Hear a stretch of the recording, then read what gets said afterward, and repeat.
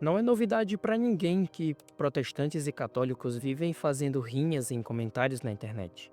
Uns veem Maria como mediadora entre Deus e os homens, outros como uma serva humilde que naturalmente precisou de salvação.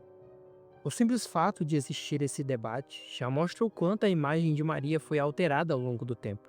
E recentemente, em novembro de 2025, o Papa Leão XIV tomou uma das decisões mais importantes para a teologia cristã no século.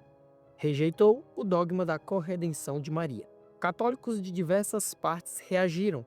Alguns criticaram o Papa, outros questionaram e protestaram a decisão.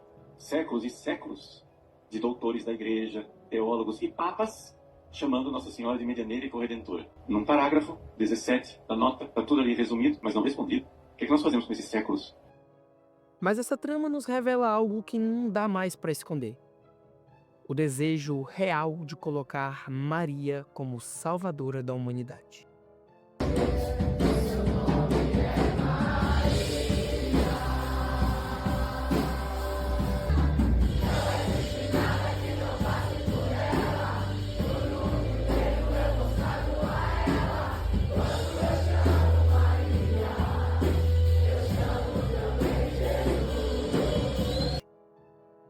Mas como Maria foi de serva do Senhor ao status de quarta pessoa da Trindade? Hoje você vai ver, passo a passo, como isso aconteceu, e principalmente porque essa questão é tão importante para a fé verdadeira. Afinal, quem ocupa o centro?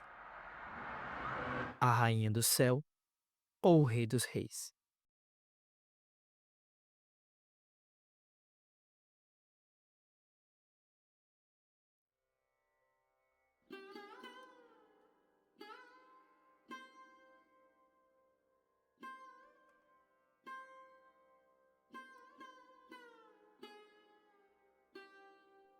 O deserto sempre foi o lugar onde Deus expõe o que o coração humano tenta esconder.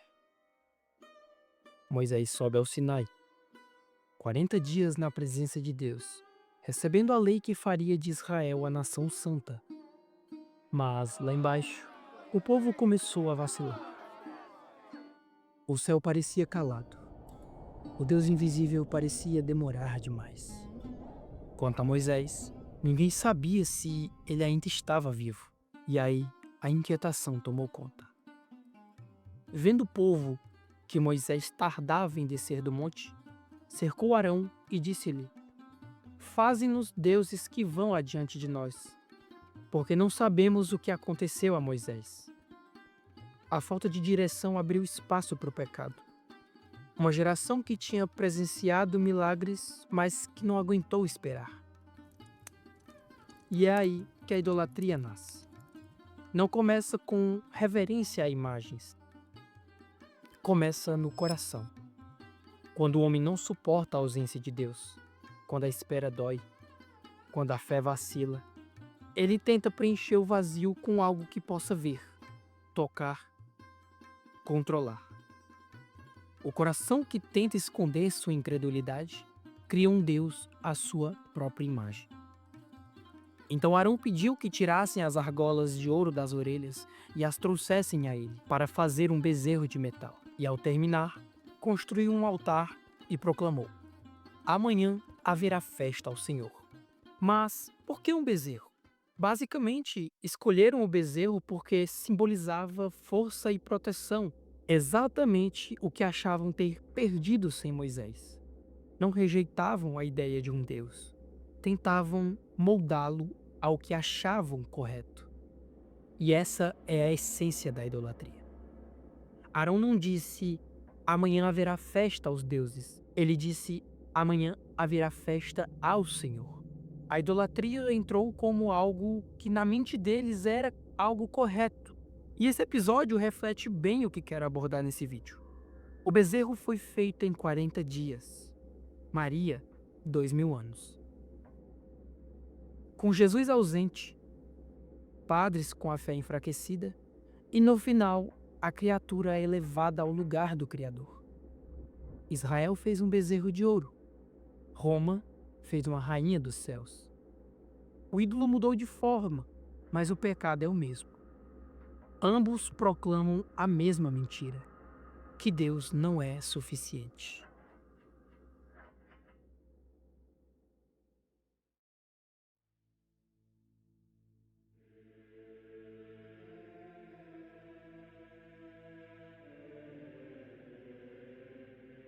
O Novo Testamento é completamente silencioso. Nenhum apóstolo pediu mediação a Maria ou dedicou devoções e orações a ela. Nenhuma igreja primitiva celebrou sua intercessão como parte do culto. Um silêncio tão grande que deixa sem graça quem tenta dizer o contrário. Pois se essa fosse a doutrina dos apóstolos, o livro de Atos seria um prato cheio para a Mariologia. Mas não é, é Cristo do começo ao fim. Maria aparece como serva e depois some da história bíblica, tendo cumprido sua missão. Mas a história não para no silêncio do Novo Testamento. Séculos depois, bem longe dos apóstolos, começou o processo que transformou uma serva humilde numa figura que a Bíblia nunca mostrou.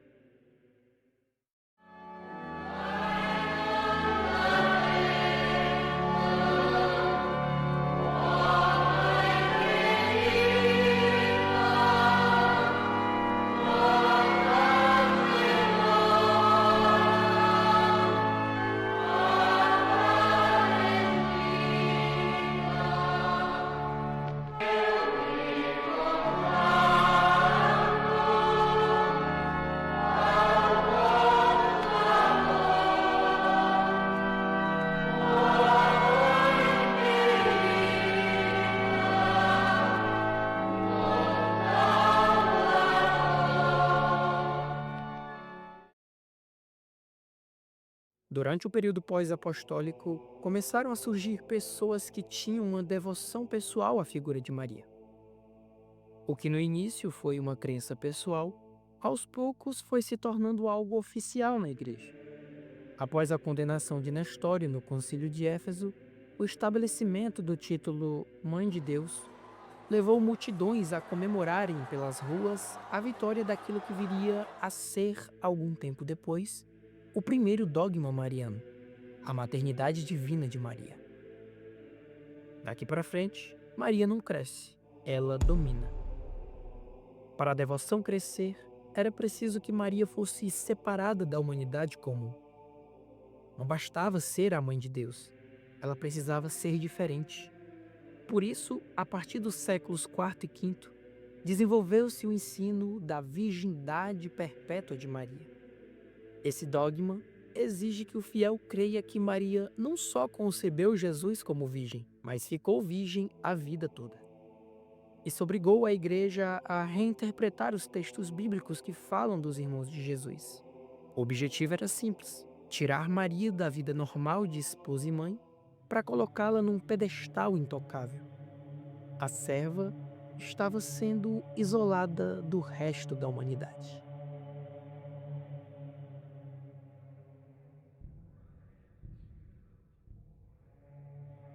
Na Idade Média, aquilo que nunca saiu da pena dos apóstolos, monges e teólogos medievais agora diziam sem vergonha alguma. Veja, por exemplo, o que Afonso de Ligório ensina sobre o assunto. Ao Império de Maria, todos estão sujeitos, até o próprio Deus. Deus lhe concede os rogos como se fossem ordens. Deus obedecendo ordens de Maria. Muitas coisas se pedem a Deus e não se alcançam. Pedem-se a Maria e conseguem-se. Ou seja, o que Jesus nega, Maria concede. Às vezes, seremos até mais depressa atendidos e salvos chamando pelo nome de Maria do que invocando o nome de Jesus, nosso Salvador. Mais rápido com Maria do que com o próprio Salvador. Muitos católicos vão dizer: isso é hiperdulia, veneração especial a Maria, não adoração. Adoração é só para Deus. Mas olhe bem o que foi escrito: Maria manda em Deus. Consegue o que Jesus nega. É mais ouvida do que o próprio Salvador. Isso não é veneração superior. Isso é dar a uma criatura o que a Bíblia reserva só ao Criador. A distinção entre dulia, hiperdulia e latria pode existir na teoria. Mas na prática, quando um santo da igreja escreve que Deus obedece ordens de Maria, A linha foi cruzada há muito tempo. Mas o que está ruim ainda pode piorar.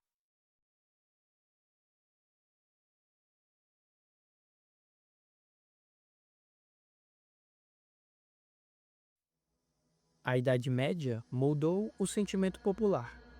Já os séculos XIX e XX transformaram esse sentimento em lei infalível.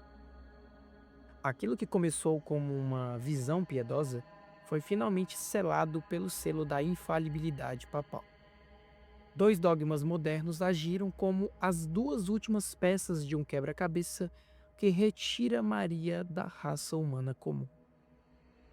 Séculos se passaram, a devoção já era lei nas ruas, mas ainda faltava um passo para separar Maria definitivamente da nossa realidade: o pecado. Em 1854, o Papa Pio IX declarou que Maria, desde o primeiro instante de sua existência, foi preservada de toda mancha do pecado original. Aqui, a teologia católica faz algo perigoso. A Bíblia diz categoricamente que todos pecaram. Ao declarar Maria Imaculada, a Igreja a retira do âmbito da graça redentora. Se ela não tem pecado, ela não precisa de um Salvador da mesma forma que nós. Ela deixa de ser uma pecadora remida para se tornar uma criatura perfeita por natureza. Ela não é mais nossa irmã na fé. Ela é a exceção da exceção. Mas o ápice da elevação aconteceu em 1950, quando o Papa Pio XII proclamou que, ao fim de sua vida terrena, Maria foi levada em corpo e alma à glória celestial. A Bíblia ensina que a ressurreição e a glorificação do corpo são eventos futuros, reservados para o dia da volta de Cristo. Ao declarar a Assunção, Roma ensina que Maria já recebeu o que nenhum profeta ou apóstolo recebeu. Ela não viu a corrupção do túmulo. Ela saltou a fila da história da salvação e já ocupa um trono.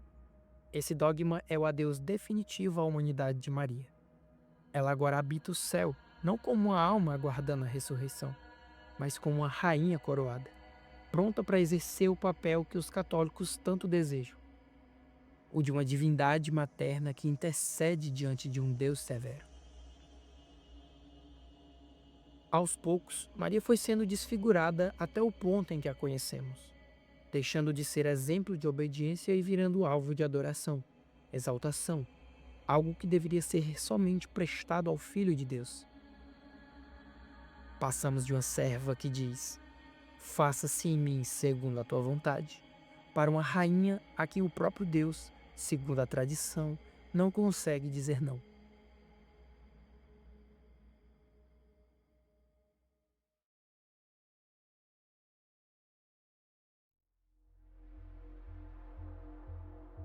A história nos mostrou como a serva virou rainha.